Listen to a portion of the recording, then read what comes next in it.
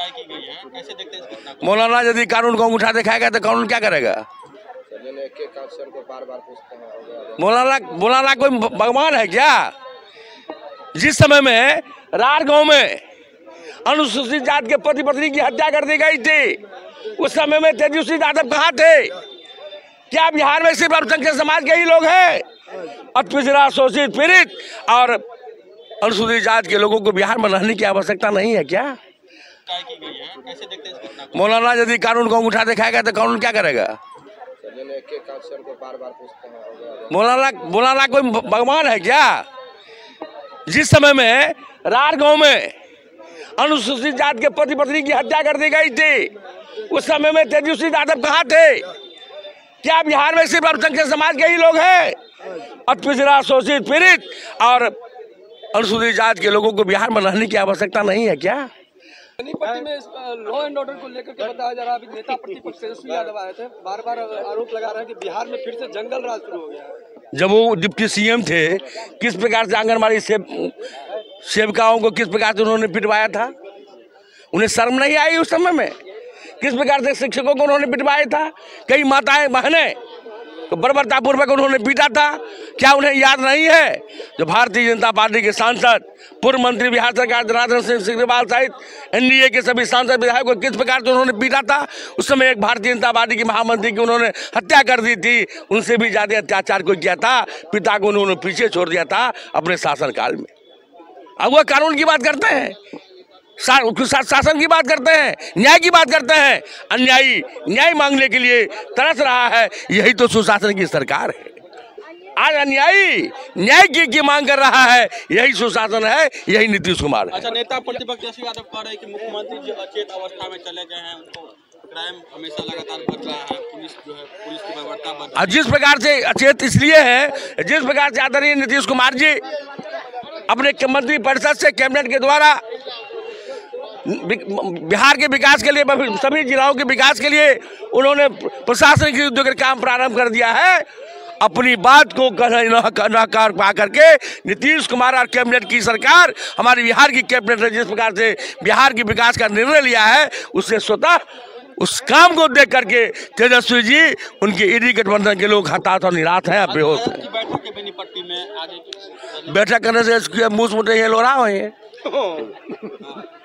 हो गया अगर ये 2000 जिस प्रकार से एनडीए का पांचों घटक दल का यहाँ पर जिस प्रकार सम्मेलन हुआ, क्या कहेंगे इस बार फिर से? क्या 2025 फिर से नीतीश? 2025 फिर से नीतीश ही नहीं। जिस प्रकार से 2000 आप याद करिए 19 में आरजेडी का खाता नहीं खुला था और बिहार विधानसभा चुनाव में राष्ट्रीय जनता दल गठबंधन के लोग, यदि तेजस्वी यादव का यही रवैया रहा तो राष्ट्रीय जनता दल का खाता नहीं खुलेगा। तेजस्वी यादव एक घोषणा की है, माई बहन मान योजना, उसकी तरफ 2500 रुपया। हमारे केजरीवाल जी भी कई योजना घोषणा, हमारे केजरीवाल जी भी जब वो सत्ता में थे तो कितने माई बहन का जमीन लिखवाए हैं नौकरी के नाम पर, माई बहन भाई बहन योजना। और हमने जो वादा किया था 10 लाख नौकरी, 10 लाख रोजगार, हमने 12 लाख लोगों को नौकरी दे दिया है, 20 लाख लोगों को रोजगार दे दिया है। हमारे कथनी और करनी में कोई अंतर नहीं है। नीतीश कुमार जी, नरेंद्र मोदी जी जिस प्रकार की बात बोलते हैं, और वो दिन नहीं है जो कुछ बार की त्रासदी से हमारा मिथिलांचल और मधुबनी त्रस्त रहता था, पीड़ित रहता था। और भारत की सरकार ने हाल ही में वित्त मंत्री के द्वारा जो बजट पेश किया गया है, मधुबनी दरभंगा का स्वरूप बदलने वाला है। और यहाँ पर मखाना के बल पर, मछली के बल पर, आम के बल पर और तरह तरह के आदमी खेती के बल पर हम मधुबनी को भी शक्तिशाली बनाएंगे और बिहार को भी आगे बढ़ाएंगे। तेजस्वी जी का कहना है कि जो 17 महीने में हमने जो रोजगार दिया है वो 17 साल में नहीं। वो जो सपना देख रहे हैं, एनडीए सरकार में जो रोजगार देने का निर्णय हुआ था, उस निर्णय में, उस कैबिनेट में भारतीय जनता पार्टी भी थी।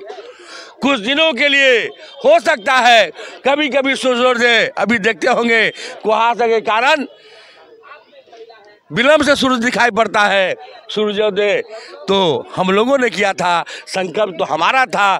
कुछ दिनों के लिए बादल सूरज को घेर लिया था, बादल छटा है, सूर्योदय हुआ है, तेजी से विकास हो रहा है। खुले मन से आपने कहा केजरीवाल फर्जीवाल आज सांसद जी ही नहीं, दिल्ली की जनता ने उन्हें फजलीवाल और भ्रष्टाचारी आप देखे होंगे, दोनों भ्रष्टाचारी को आज वहां से दिल्ली की जनता ने उन्हें सत्ता से बाहर करके और उनका जहां स्थान निर्धारित था उस स्थान के लिए उन्हें शुभकामनाएं दे दी है। अगला उनका जहां स्थान होना चाहिए शीश महल में नहीं, तिहाड़ जेल में अब वो जाएंगे। ईवीएम में गड़बड़ी हुई है। हाँ, वो तो कहेंगे ही। पहले तो कहते थे जब हमको विधायक खरीद रहे थे, अब जब हम हार गए हैं कहते हैं ईवीएम का। ये तो बहाना बनाना, बात बदलना और कुछ से कुछ बोलना। मानसिक संतुलन जब नाश मनुष्य पर छाता है, पहले विवेक मर जाता है। इसलिए केजरीवाल जी पर भ्रष्टाचार का जो पाप है वो चढ़ गया है और इसलिए उनका मानसिक संतुलन बिगड़ा हुआ है। वो कब क्या बोलते हैं कोई ठीक नहीं है। कई बार कोर्ट के द्वारा वो उन पर सजाया हुआ है, माफ़ी मांगे हैं, इसलिए पुरानी आदत है उनको तो माफ़ी मांगने में पीछे नहीं हटते हैं, न्यायालय के सामने में भी, इसलिए उनका पुराना इतिहास है। बेनीपट्टी में इस तरीके से मौलाना की